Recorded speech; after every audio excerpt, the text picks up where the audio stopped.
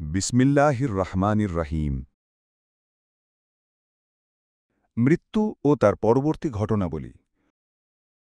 সমস্ত প্রশংসা আল্লাহ তাআলার, যিনি মৃত্যুদণ্ড দ্বারা অত্যাচারীদের গ্রীবাদের চূর্ণ করেন, অহংকারীদের পৃষ্ঠদেশ ভেঙে দেন, জালিম শাসকগণের আশা ভরসা, গর্ব অহমিকা চুরমার করে দেন, যারা মৃত্যুকে ঘৃণার চোখে দেখে থাকে, যে পর্যন্ত সত্য প্রতিজ্ঞা উপস্থিত না হয় এবং তাদেরকে কবরের মধ্যে দাফন না করা হয়। তখন সুরম্য রাজপ্রাসাদ থেকে তাদেরকে কবরে স্থানান্তরিত করা হয়, আলোকময় গৃহ থেকে অন্ধকারপূর্ণ গর্তের মধ্যে রাখা হয়। দাস দাসী ও চাকর নফর থেকে পৃথক করে বিষধর সর্প ও পোকার দংশন যন্ত্রণার মধ্যে স্থাপন করা হয়। সুস্বাদু খাদ্য ও পানীয় দ্রব্যের পরিবেষ্টন থেকে নামিয়ে মৃত্তিকায় স্থাপন করা হয়।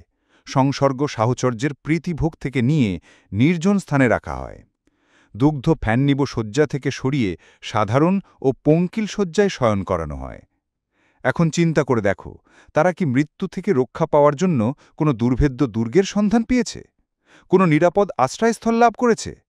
আরও লক্ষ্য করে দেখো, হল তুহিজসু মিনহুম মিন আহাদিন ঔতুসমিউলাহুম রিক্কিয়া, অর্থাৎ তাদের কারুর নিকট থেকে কি তুমি কোনো সংবাদ পাচ্ছ অথবা তাদের থেকে কোনো শব্দশ্রবণ করছ? সমস্ত প্রশংসা তার জন্য, যার অদ্বিতীয় প্রতাপ, যিনি অনাদি ও অনন্ত, যিনি ব্যতীত আর কারু কোনো ক্ষমতা ও শক্তি নেই, যিনি মৃত্যুকে ধর্মভীরুদের জন্য কারাগার থেকে মুক্তির কারণ করেছেন এবং তাদেরকে সাক্ষাৎ দানের ওয়াদা করেছেন, যিনি কবরকে দুর্ভাগ্যশীলদের জন্য কারাগারে পরিণত করেছেন এবং রোজ কিয়ামত পর্যন্ত তাদের জন্য একে বন্দিশালা করে দিয়েছেন, যিনি আসমান ও জমিনের মধ্যে যা আছে তাদের শকর ও কৃতজ্ঞতা পাওয়ার যোগ্য, যার জন্য ইহলোক ও পরলোকে অযুত প্রশংসা। অতঃপর হুজুরে পাক সাল্লাল্লাহু আলাইহি ওয়াসাল্লামের উপর অসংখ্য দরুদ ও সালাম এবং তার পরিবারবর্গ ও সহচরদের সালাম। যখন তোমার মৃত্যু অনিবার্য, তখন জানবে যে তোমার শয্যা হবে মৃত্তিকা, তোমার সাথী কীটপতঙ্গ, তোমার ওপর নিয়োজিত হবে মুনকার ও নকির, তোমার বিশ্রামের স্থল হবে কবর বা দুনিয়ার উদর, তোমার প্রতিজ্ঞাকৃত স্থান কিয়ামত, তোমার গন্তব্যস্থল হবে বেহেশত বা দোজক। এই অবস্থায় তোমার কি মৃত্যু চিন্তা করা উচিত নয়? মৃত্যুকে স্মরণ করা কি উচিত নয়? তার জন্য প্রস্তুত হওয়া কি উচিত নয়? এগুলো করা তোমার অবশ্য কর্তব্য। সুতরাং তুমি এখন থেকেই নিজেকে মৃত ব্যক্তিদের অন্যতম বলে গণ্য করো, নিজেকে কবরের একজন অধিবাসী বলে মনে করো, কেননা যা ঘটবে তা অতি নিকটবর্তী এবং যা ঘটবে না তা বহুদূরবর্তী। হুজুরে পাক সাল্লাল্লাহু আলাইহি ওয়াসাল্লাম বলেছেন, আল কাইসু মন্দানা নফসাহু ওয়া আমিলা লিমা বাদাল মৌতি, অর্থাৎ জ্ঞানী ওই ব্যক্তি যে স্বীয় প্রবৃত্তিকে বশীভূত করে এবং মৃত্যুর পর যা ঘটবে তার জন্য কাজ করে। কোনো বস্তুর জন্য প্রস্তুত হওয়া সহজ হয় না যদি তা মনের মধ্যে বারবার স্মরণ করা না হয়। কোনো বস্তু নতুন করে স্মরণ করা হয় না যদি স্মরণের বিষয়বস্তুকে মনোযোগ সহকারে স্মরণে আনা না হয়।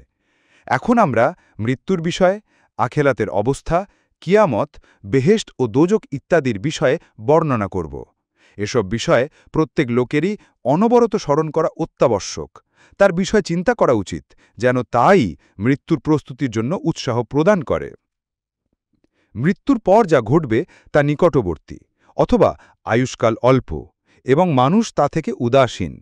মানুষের হিসেব নিকটবর্তী, অথচ তারা তাদের অমনোযোগিতায় লিপ্ত। আমরা মৃত্যুর বিষয়ে নিম্নোক্ত 8টি অনুচ্ছেদ বর্ণনা করব, যথা: 1. মৃত্যু স্মরণের কল্যাণ ও তজ্জন্য উৎসাহ প্রদান। 2. দীর্ঘ আশা। 3. মৃত্যুর তন্ময়তা ও কষ্ট। 4. হুজুরে পাক সাল্লাল্লাহু আলাইহি ওয়াসাল্লাম ও খোলাফায়ে রাশেদিনের মৃত্যু। 5. অন্যান্য খলিফা, আমির ও ধার্মিক লোকের মৃত্যু। 6. জানাজা, কবর ও কবর জিয়ারত সম্পর্কে বুজুর্গ লোকের বাণী। 7. মৃত্যুর অর্থ ও সিঙ্গার ফুঁক দেওয়া পর্যন্ত অবস্থা। 8. স্বপ্নে মৃত লোকদের অবস্থা জানা। মৃত্যু স্মরণের কল্যাণ ও তজ্জন্য উৎসাহ প্রদান। প্রিয় পাঠক পাঠিকা, জেনে রাখো, যে ব্যক্তি সংসারে নিমগ্ন এবং তার প্রবঞ্চনায় প্রবঞ্চিত, তার লোভে ব্যস্ত, নিশ্চয়ই তার মন মৃত্যু স্মরণ থেকে উদাসীন, সে তা স্মরণ করে না। যখন তাকে তা স্মরণ করিয়ে দেওয়া হয় সে তা ভালোবাসে না। আল্লাহ তাআলা তাদের সম্বন্ধে বলেছেন, বলো যে মৃত্যু থেকে পলায়ন করো, নিশ্চয়ই তা এমন যে তা তোমাদের সাথে সাক্ষাৎ করবেই। তারপর তোমাদের দৃশ্য ও অদৃশ্য দুনিয়ার মালিকের নিকট ফিরিয়ে দেওয়া হবে। তোমরা যে কাজ করেছ তিনি তা তোমাদেরকে তখন জানিয়ে দেবেন। যেমন কুরআনে পাকে রয়েছে, কুল ইন্নাল মাউতাল্লাযী তাফিররুনা মিনহু ফাইন্নাহুম মুলাকিকুম সুম্মা তুরাদ্দুনা ইলা আলিমিল গায়বি ওয়াশ শাহাদা ফায়ুনাব্বিউকুম বিমা কুনতুম তা'মালুন। মানুষ ৩ শ্রেণীতে বিভক্ত, যথা সংসারপ্রিয় ব্যক্তি, অনুতপ্ত ব্যক্তি এবং আরিফ বা খোদা তত্ত্বজ্ঞানী। সংসারপ্রিয় ব্যক্তি মৃত্যুকে স্মরণ করে না, যদিও কোনো সময় সে তা স্মরণ করে।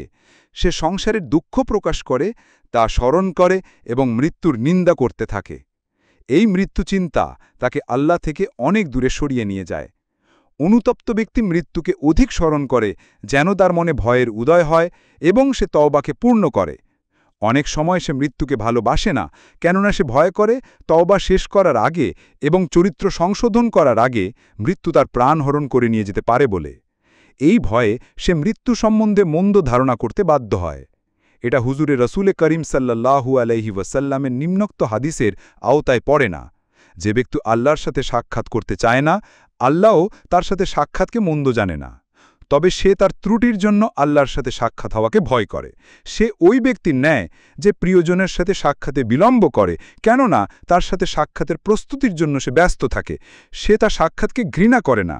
এর চিহ্ন এই যে সে সদা সর্বদা তার সাথে সাক্ষাতের জন্য প্রস্তুত হতে থাকে। এই কাজ ব্যতীত তার আর কোনো কাজ থাকে না। আরিফ বা চক্ষুষ্মান ব্যক্তি সদা সর্বদা মৃত্যুকে স্মরণ করে, কেননা সে তার প্রিয়জনের সাথে সাক্ষাতের প্রতিজ্ঞাবদ্ধ। প্রেমিক প্রিয়জনের সাথে সাক্ষাৎ করা কখনো ভুলতে পারে না। অধিকাংশ ক্ষেত্রেই তার মৃত্যু বিলম্বিত হয়। সে মৃত্যুর দ্রুত আগমনকে ভালোবাসে, যেন সে পাপালয় তেলে রক্ষা পেতে পারে এবং বিশ্বপ্রভুর সান্নিধ্য লাভ করতে পারে। হুযায়ফা রাদিয়াল্লাহু তাআলা আনহু যখন মৃত্যু উপস্থিত হল, তিনি বললেন, অভাবের সময় বন্ধু এসেছে, অনুতাপ করে কোনো লাভ হবে না। হে আল্লাহ, যদি তুমি জানো যে ধনের চেয়ে অভাব আমার কাছে অধিক প্রিয়, স্বাস্থ্যের চেয়ে ব্যাধি আমার কাছে অধিক প্রিয়, জীবন ধারণ অপেক্ষা মৃত্যু আমার কাছে অধিক প্রিয়, তাহলে মৃত্যুকে আমার উপর সহজ করো, যে পর্যন্ত আমি তোমাদের সাথে সাক্ষাৎ করি। অনুতপ্ত ব্যক্তি মৃত্যু ভালো না বাসার কারণ আছে এবং আরিফ ব্যক্তিও তা ভালো না বাসার কারণ আছে। সর্বাপেক্ষা আরিফ শ্রেণীর লোক উত্তম।